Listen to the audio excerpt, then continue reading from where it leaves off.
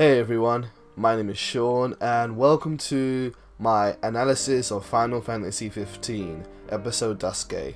This is a free demo which came with copies of the Day 1 edition of Final Fantasy Type-0 HD, and it is a game which I have been waiting for more than 9 years to play. Originally, Final Fantasy 15 was called Final Fantasy XIII Agito and was to be part of a trilogy alongside Type-0 and Final Fantasy 13.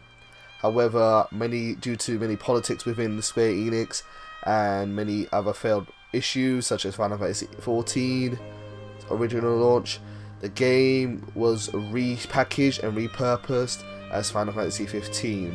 So let's get to it and see what this demo of Final Fantasy 15 has to present to us.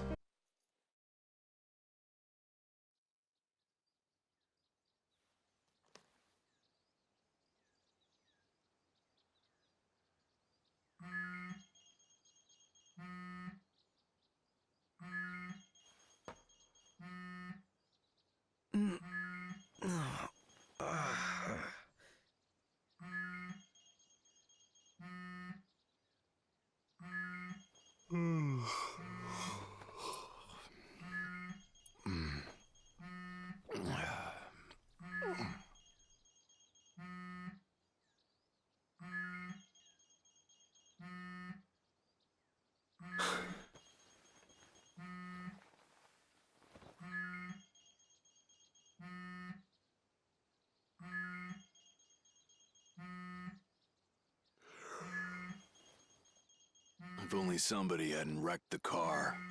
God, unbelievable. Oh, I would hate to be that guy. Oh, come on, don't be that way. You know I didn't mean to do it. Of course not. Sabotage is far beyond you.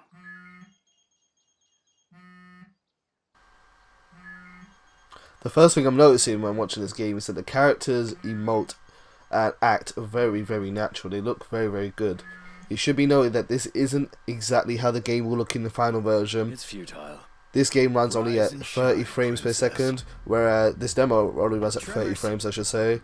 Now you did it. Whereas the final game will run in 60 and will look much better at full release.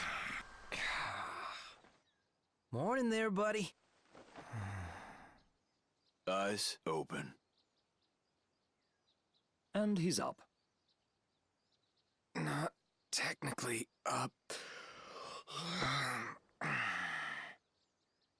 Not technically having our automobile repaired and heading to Corthus, then? No turning back now, Your Highness. Gotta pay his enormousness a visit. Despite all of the criticisms towards Noct and his design, and Wonder what it's like outside. the fact that many people are complaining that he looks very emo, Wow! I still cannot unsee the comments of him looking like Sasuke Uchiha from Naruto.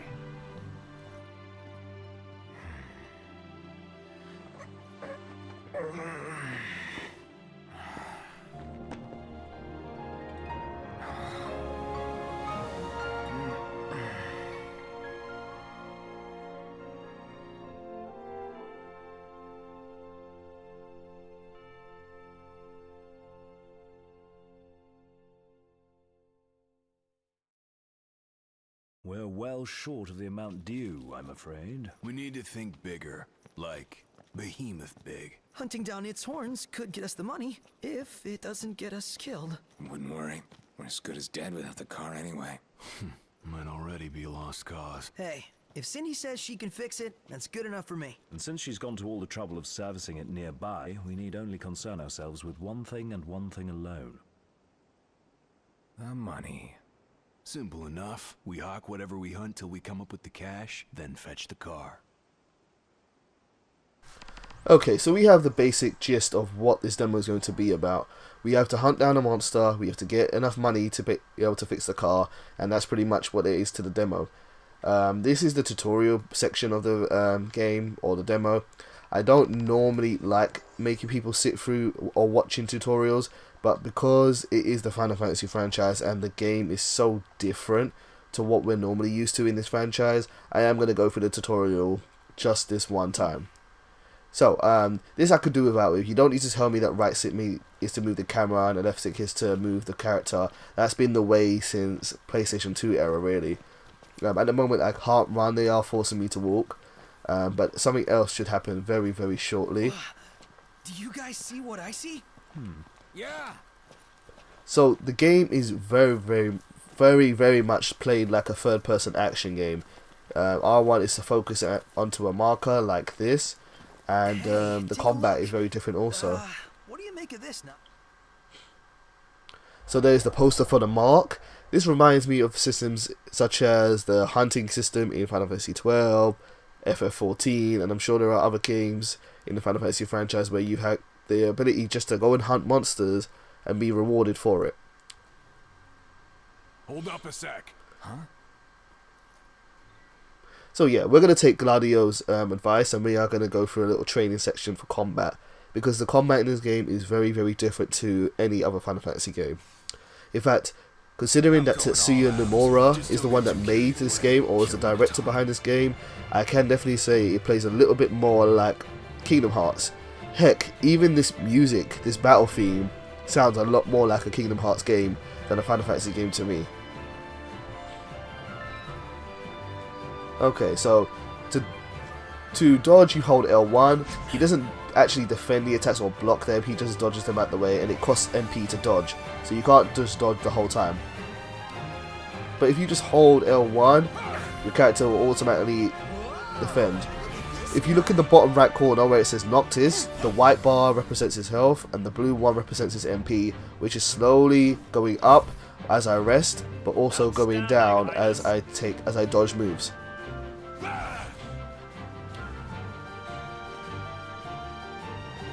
Still more? Okay. Now, learning to dodge in this game is very important. Now, Noct doesn't just use one weapon in this game, he uses several. He can use lances, he can use great swords, he can use short swords, he can use a variety of weapons, and it depends on the situation on what he will use.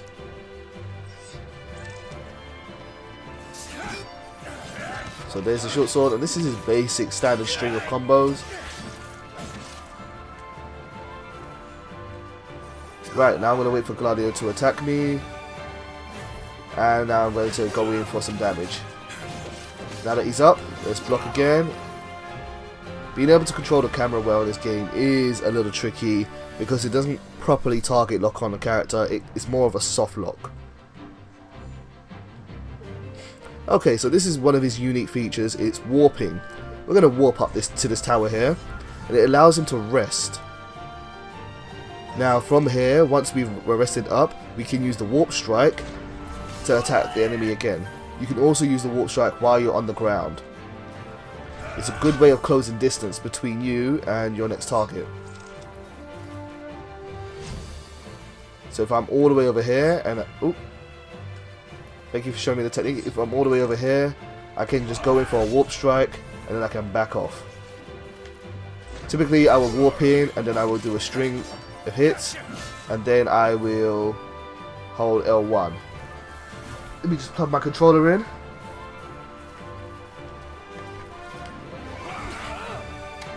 Sorry about that, guys. Should have charged that. I should have charged the controller before I started this, but never mind.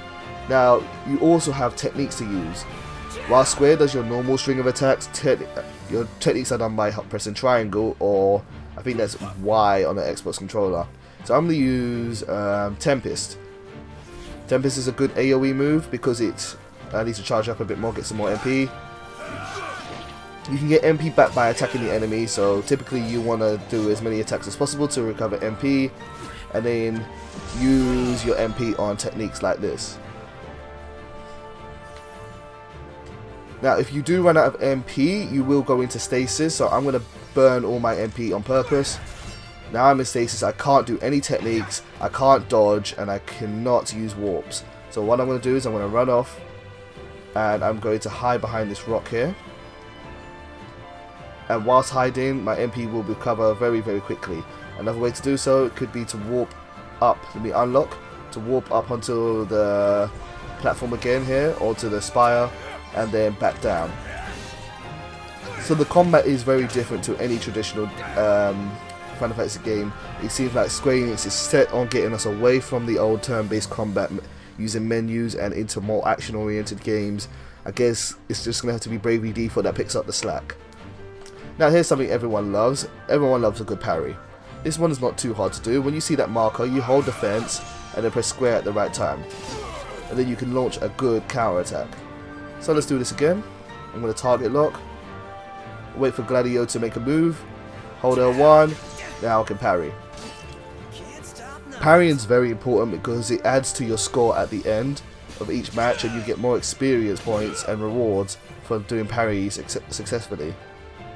Plus you also do a ton of damage when doing so. You can also do combo attacks using parries, which hopefully I will be able to show later on. Yep, so this is about changing weapons. Let's change this now. Oops, so I don't want to pause. We're going to go to the tactical menu. So at any point you can freeze the battle and you can go into the menu here. So you still do have a bit of a menu, but it's just hidden and kept out of the way most of the time.